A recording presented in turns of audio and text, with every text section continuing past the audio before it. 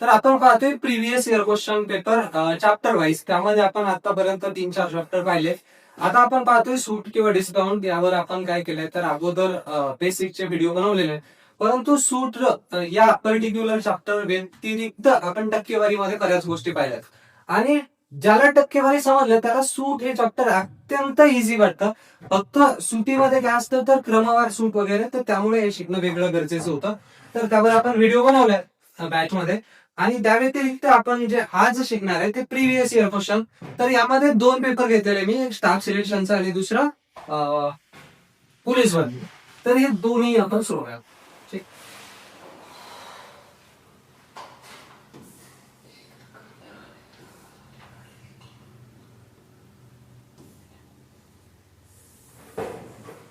तर हा अशा पद्धतीनं प्रश्न आहे.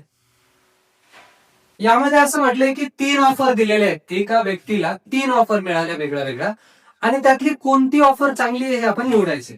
आता पहिली ऑफर काय आहे, तर एक योजना आहे ज्यामध्ये 15% आणि 18%च्या 2 सूट आहे.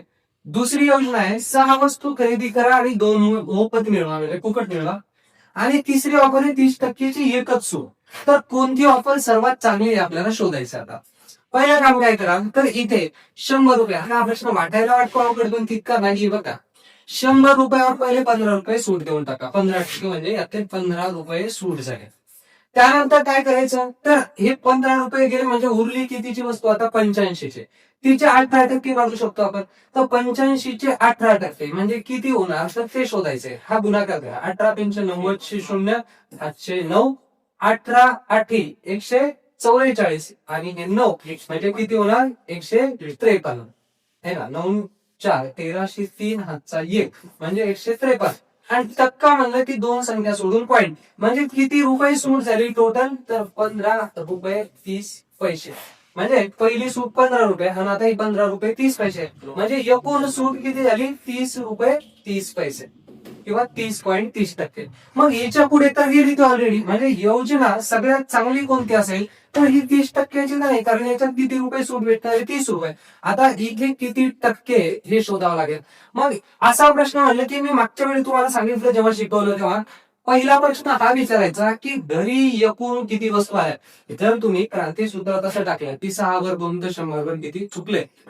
प्रश्न आधी विचारायचा की घरी एकूण किती वस्तू आल्या. 6 विकत घेतल्या, 2 फुकट मिळाल्या, म्हणजे एकूण 8 वस्तू आल्या. त्यातल्या फुकट किती मिळाल्या हा दुसरा प्रश्न. जर 8 पैकी 2 तर 100 पैकी किती, ते गुणाकार होईल यांचा. आता इथे काय होईल पहा, बेशुक 8 आणि 25 चूक 100, म्हणजे याचं डिस्काउंट आहे 30%, याचं मिळालं 25% आणि याचं मिळालं 30.30%. तर कोणासाठी कोणती योजना ग्राहकांसाठी फायद्याची, तर दुकानदाराला सगळ्यात फायद्याची कोणती 25% वाली, परंतु ग्राहकाला कोणती तर 30.30%. साधा प्रश्न होता. याला इतक्या कॅल्क्युलेशनला वेळ लागला होता. हे पुढचे तर सोपे होते.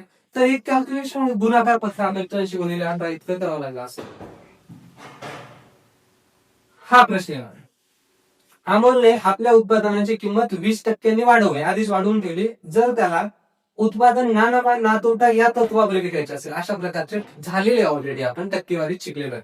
इथे काय म्हणणे ना की त्यांना 100 रुपयाचीच वस्तू होती, पण छापले किती 120, आणि त्याला विकायची कितीला 100ला, म्हणजे किती रुपये सूट देणार तो, या किमतीवर 20 रुपये सूट देणार, बरोबर. मग लिहिणार काय आपण, फक्त 120 वर जर 20 तर 100 वर किती झालं 3 गुणाकार 0 0 कटला. इथे काय मिळेल, किंवा हा 0 आपण कट करूया. बेस सक 12 आणि 16 सक 96 म्हणजे काय मिळालं 16.66% सूट दिली पाहिजे, जेणेकरून त्याचे 100 रुपये त्याला परत मिळतील. ना नफा होईल ना तोटा होईल. 120 छापले 100 वर विकायचे, म्हणजे किती रुपये सूट द्यायची, 120 वर 20 तर 100 वर किती झालं. याचं म्हणणं आहे की जॅकेटची छापील किंमत 2,500 रुपयांना एक घेतलं, त्याऐवजी त्यांनी काय केलं 4,500 2 घेतले, म्हणजे किती डिस्काउंट मिळाला हा प्रश्न आहे. तर छापील किमतीवर असतं डिस्काउंट नेहमी. छापील किंमत 2,500 आहे, मग 2 जॅकेटची छापील किंमत किती झाली असती 5,000. त्यापैकी किती रुपये घेतले दुकानदाराने? 4,500. म्हणजे सूट किती दिली? 500 रुपये. मग 5,000वर 500 तर 100 वर किती? तिरपा गुणाकार, 2 0 हे 2 0, तिसरा 0 कट, 5 5 कट, म्हणजे उरलं काय? 10% सूट मिळाली. समजतंय काय म्हणलं ते? छापील किंमत होती 2,500, 2 जॅकेटची किंमत होणार होती 5,000 आणि त्या छापील 5,000वर त्याने 4,500 घेतले, म्हणजे सूट किती दिली? 500 रुपये. मग 5,000वर 500 तर 100 वर किती? फायनल आन्सर भेटणार आहे. एक विक्रेता 20 सफरचंदे 300 रुपयांना विकतो, खरेदी करतो, 20 सेब घेतो 300 रुपयाला आणि 15 सेब विकतो, म्हणजे 5 सेबचा फायदा झाला त्याचा. त्याला 300 रुपये कमवायचे, म्हणजे किती सफरचंद शिल्लक मिळवणं लागतील त्याला? 5. 20 पैकी 5 सफरचंद फुकट भेटतात. समजतंय? 20 सफरचंद घेतो, 15 विकतो, 300 रुपये भेटले त्याचे त्याला. नफा किती रुपयाचा झाला? रुपयापेक्षा सोडा. किती सफरचंदाचा नफा झाला? 5 सफरचंद. किती वर? 20 वर. जर 20 सेब घेतले तर 5 सेबचा फायदा होतो. हे कळतं का सगळ्यांना? 20 सेब घेतले तर 5 सेबचा त्याचा फायदा होतो, कारण 15 सेब विकून तितके पैसे कमवायचे, म्हणजे जे उरलेले 5 आहेत त्याचे फुकट. आता त्याला 300 रुपये नफा कमवायचा. 300 रुपयात तो किती सेब विकतो? 15 विकतो. म्हणजे त्याच्याकडे ज्या दिवशी 15, जेव्हा वेळेला 15 सेब शिल्लक झाले नफ्यावाले, त्याला झाले 300 रुपये नफा. मग आपल्याला फक्त प्रश्न हा विचारायचा की 20 सेब वर 5 सेब कमवतो, तर किती सेब वर त्याने 15 सेब कमवले पाहिजे? तिरपा गुणाकार, 20 गुणिले 15 भागिले 5 झालं. 5 त्रिक 15 आणि 20 त्रिक 60, म्हणजे 60 सेब त्याने खरेदी केले पाहिजे. 60 पैकी काय होईल आता? 20 विकतो तो 300 ला, मग 60 कितीला विकेल? 30 3 3 3 3 त्रिक 18, म्हणजे किती रुपयांना? 1800 रुपयांना. सॉरी, 3 त्रिक 9, किती रुपयांना? 900 रुपयांना.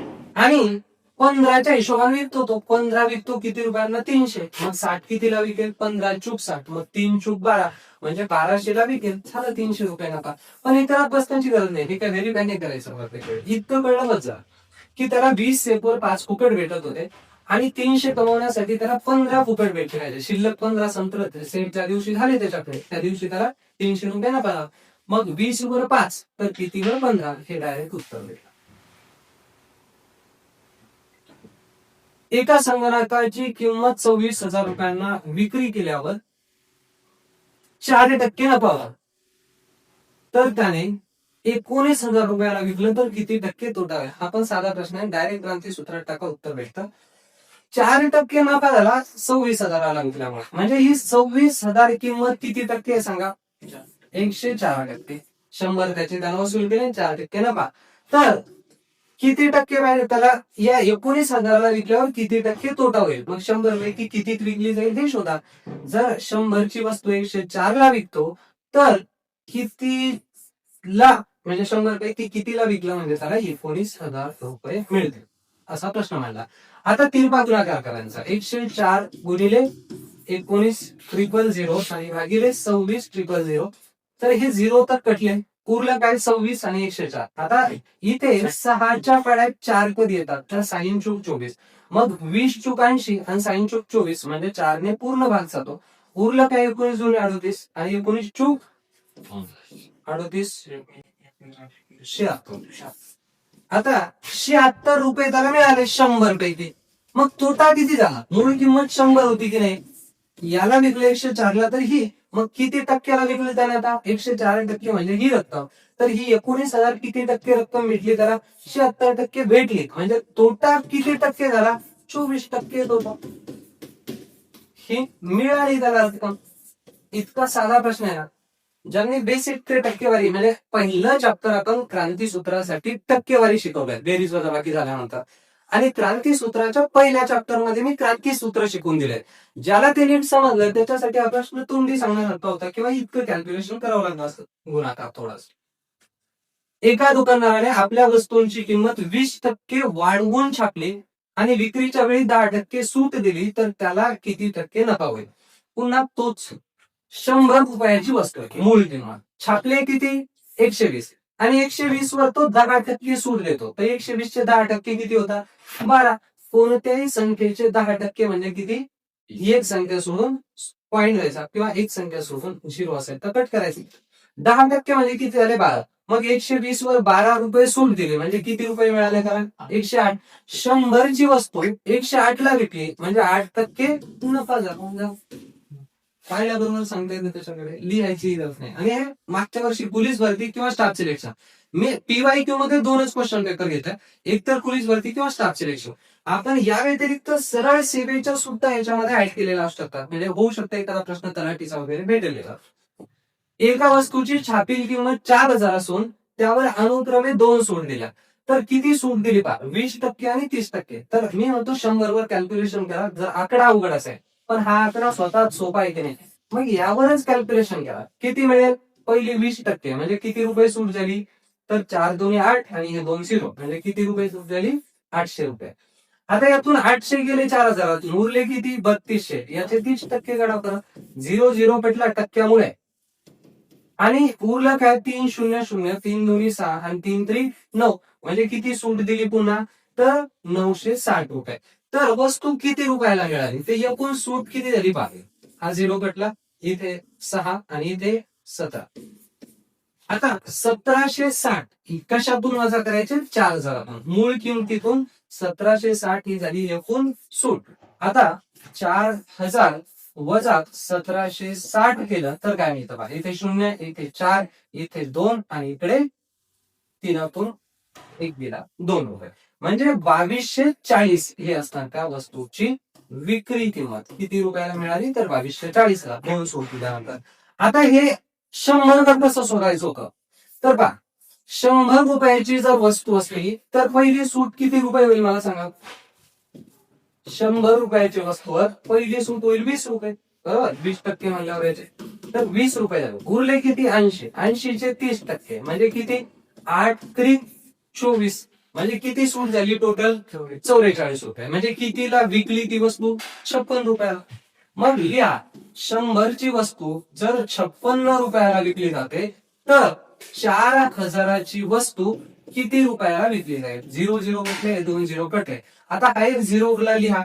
साइन चूक 24 4 5 2 4 20 आणि 2 22 हेच उत्तर आलं होतं की नाही, 2240.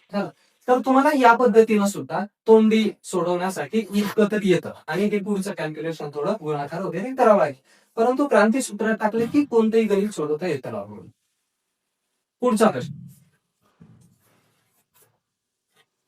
1280 रुपयांना एक साडी विकल्यानंतर 20% तोटा झाला तर ती साडी किती रुपयाला विकली असावी. घेतलीये 1280 ला घेतली आणि विकली किती टक्क्याला, 20% तोट्याला. म्हणजे आपण फक्त इतकं विचारायचंय की 100ची वस्तू तुम्ही कितीला विकली असती, 80 रुपयांना. मग याची 1280 रुपयांची वस्तू किती रुपयाला विकली असेल, झालं डायरेक्ट उत्तर मिळतं. 0 0 पेटला, 0 0 पेटला. आता उरलं 128 गुणिले 8 तर 8 8 64 4 हातचे 6 8 2 16 6 22 हातचे 2 8 1 8 2 10 म्हणजे किती रुपयांना विकली असणार ती, 1024. डायरेक्ट उत्तर मिळालं. काय केलं पहा, 20% तोटा मिळते. मग आपण आपली साडी समजली 100 रुपयाची 80 ला विकली, 20% तोटा आणला तर त्यांची 1280 ची साडी तू किती रुपयाला विकेल. डायरेक्ट उत्तर भेटतं. काहीही बाकीचे वजाबाकीची गरज लागली. परत रिपीट. तर अशा पद्धतीने सूट हे चॅप्टरच छोटं होतं तर त्यात जेवढे आपल्याला PYQ भेटले मागच्या वर्षीचेच घेतले नॉर्मली 2023चे. तर तुम्ही म्हणा मागचं वर्ष कसं, तर याच्या आधी 2 पेपर झाला पोलीस भरतीचा 2023 ला मला वाटतं आणि स्टाफ सिलेक्शनचे सुद्धा 2023 चे प्रश्न घेतलेत आपण 24चे. तर आपण तेही प्रश्न इन्क्लूड करू जसं तुमचा रिस्पॉन्स वाढेल. तुम्हाला आवडलं तर आपण ते पण वाढवू. तर भेटूयात आपण नेक्स्ट लेक्चर मध्ये. क्रांतीसूत्र काय असेल जनरल करायचे असेल त्यांच्यासाठी बेसिक पासून बेरीज वजाबाकीपासून स्टार्ट केलंय, ज्यामध्ये आपण ह्याच पद्धतीने गणित शिकवतो. निव्वळ कॉमन सेन्सचा वापर करून कोणतेही सूत्र न वापरता कोणत्याही प्रश्नाचं उत्तर देता येतं. आणि हे पुरावे आहेत सगळे, कारण हे मनानं प्रश्न घेतले नाहीत, प्रिव्हियस इयर सोडून दाखवतोय आपल्याच सूत्रात. तर त्यामुळे ज्यांची इच्छा असेल जॉईन करू शकता. त्यासाठी क्रांती गुरुजी ऍप डाउनलोड करा आणि त्यात तुम्ही ज्या परीक्षेची तयारी करताय त्या परीक्षेसाठी असलेली बॅच जॉईन करा. भेटूया. थँक्यू. गणित म्हणजे क्रांतीसूत्र.